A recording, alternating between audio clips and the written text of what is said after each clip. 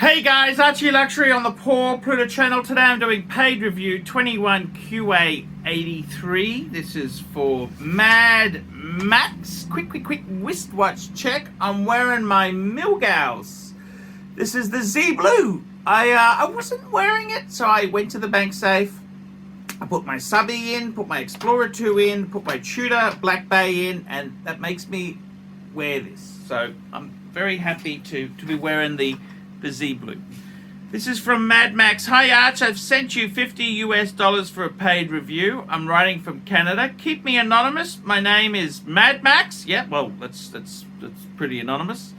I did 3 previous reviews with you. In my collection, I have a BLNR on Jubilee, Batman, a sub no date, an Explorer 39, a Wimbledon Datejust 41 smooth bezel, and a Speedy. Okie dokie. So let's have a look at that there. We've got a Batman 1, a sub, no date, Explorer 1, a Datejust, Wimbledon, and a Speedy. 1, 2, 3, 4, 5.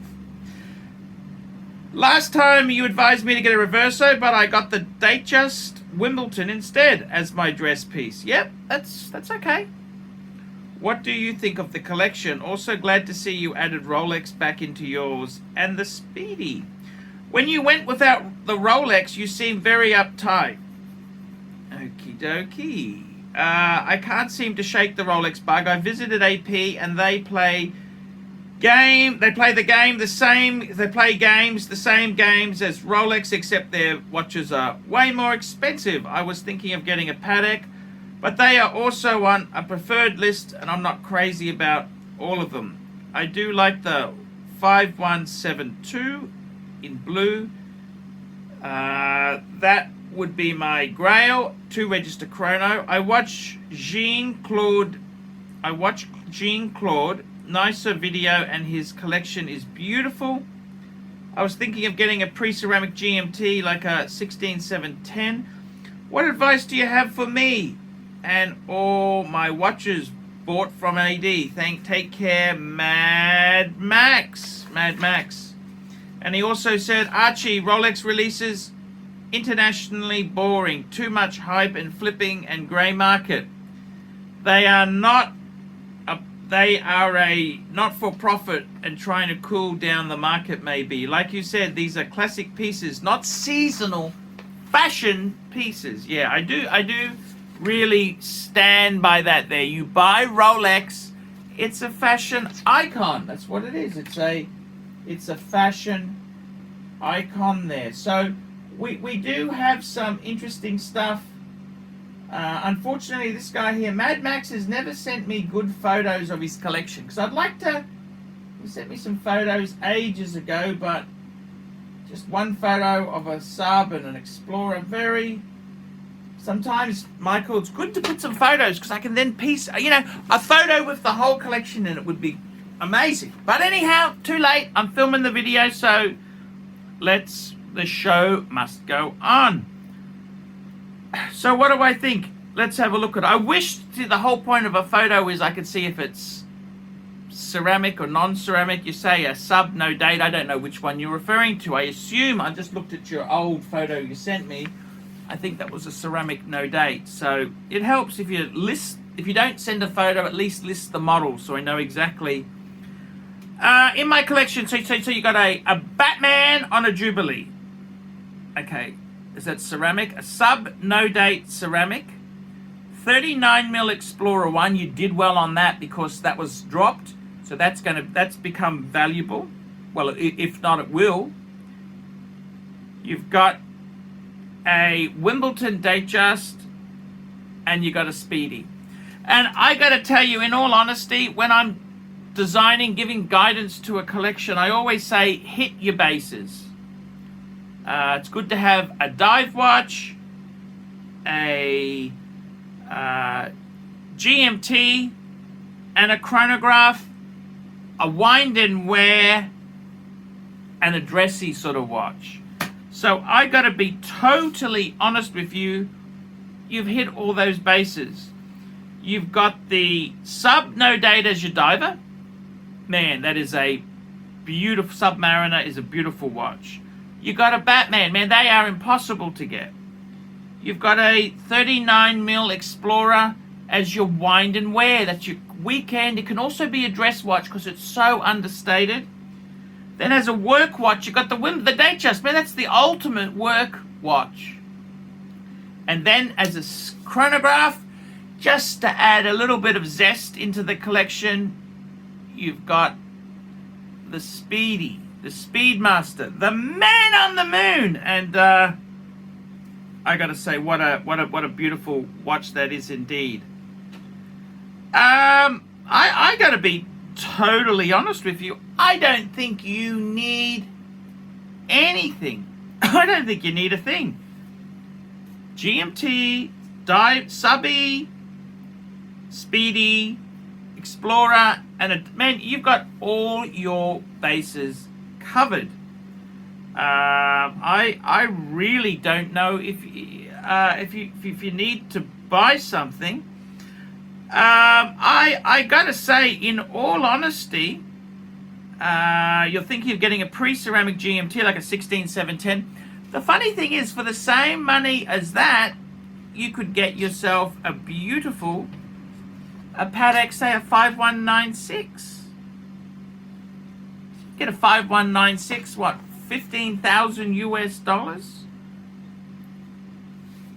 Okie dokie, that's, well, how much is the 16710 gonna cost? So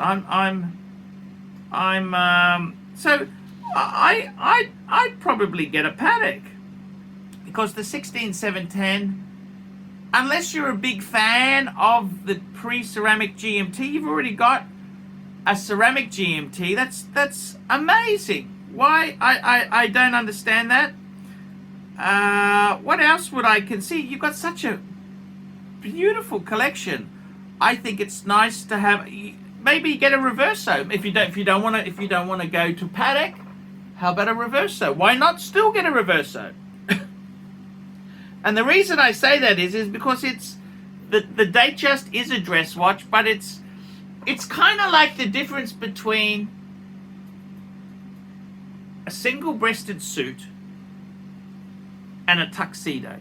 Yes, the single-breasted suit you can wear to work. Of course, it's corporate attire, but it's not a tux. See, a dress watch is a tuxedo. A dress watch needs to be made of precious metal, preferably precious metal. It needs to be simple, elegant, on a leather strap. It needs not to be showy or showy off. It just needs to be discreet, discretion. Minute, hour, seconds, that is it. 5196 Patek Philippe. What an absolute charmer. That's what I would get. It's not much difference to on the pre-owned market, it's not that much difference to vintage Rolex. Vintage Rolex is expensive. So I gotta be totally honest with you. There is nothing wrong with your collection. Normally I advise people to buy Rolex, but in your case, you've got such a beautiful collection there. Honestly, I gotta say this to you. If I wasn't doing the YouTubes, okay, if I wasn't doing the YouTube, so I got 10 watches myself, and that's partly because I do the YouTube. But if I wasn't doing YouTube, what would I really have? You know what? I'd probably say 5. What would I have? I would say to myself, I'd say, okay, I want my 3 Rolex. I'd want a subby. I got a steel sub date. I'd want some sort of GMT. Could be an Explorer 2, or it could be a GMT. You got the Batman. I've got the Explorer 2. And then I want a wind and wear, meaning no date, no extra bezels, just a wind and, in my case, it's the Milgauss. So 3 Rolex. What else would I add to that? I would say I'd want my Patek. I've got 4 Pateks. I would keep one of them, possibly the white gold 5127, because it's just so discreet. Fifth piece.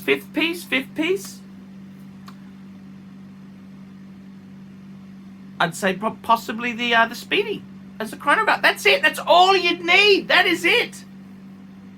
You don't need to be endlessly buying. You've actually got an amazing... These are design icons. These are classics. I don't think you need to add a damn thing. Now, if you wanted to add... Reverso is beautiful. Or a Patek. But you know what? I don't think you need it. Would I buy a vintage pre-ceramic? Look, if you really love that watch, by all means, but I don't think you need it. I would possibly, the way you talk about Patek, I'd get the Patek or a Reverso.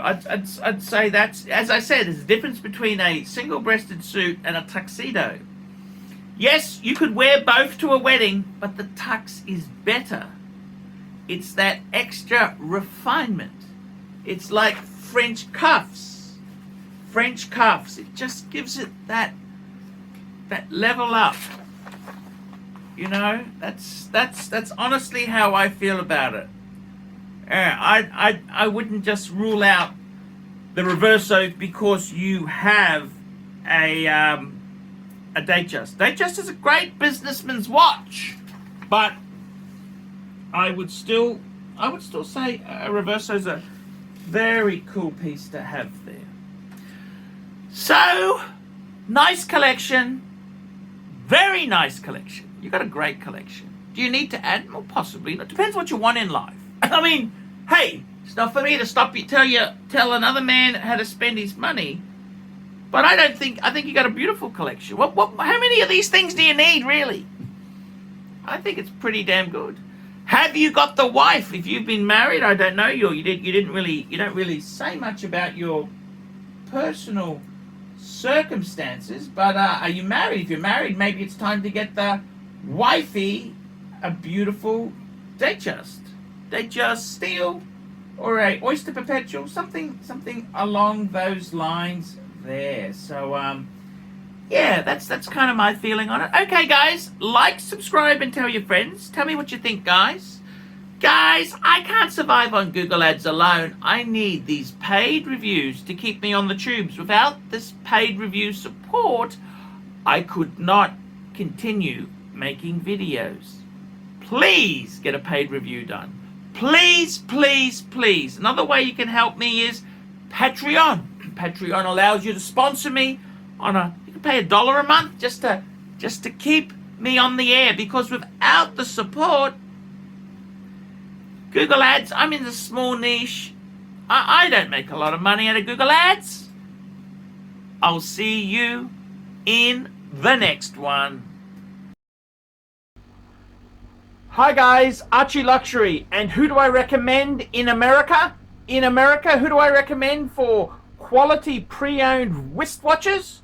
David SW, David SW, David SW. Go to davidsw.com. He is the best, the greatest pre-owned dealer in all of the United States of America. David SW, David SW, David SW. Hey guys, ArchieLuxury. Who do I recommend for watches in Brisbane and Sydney?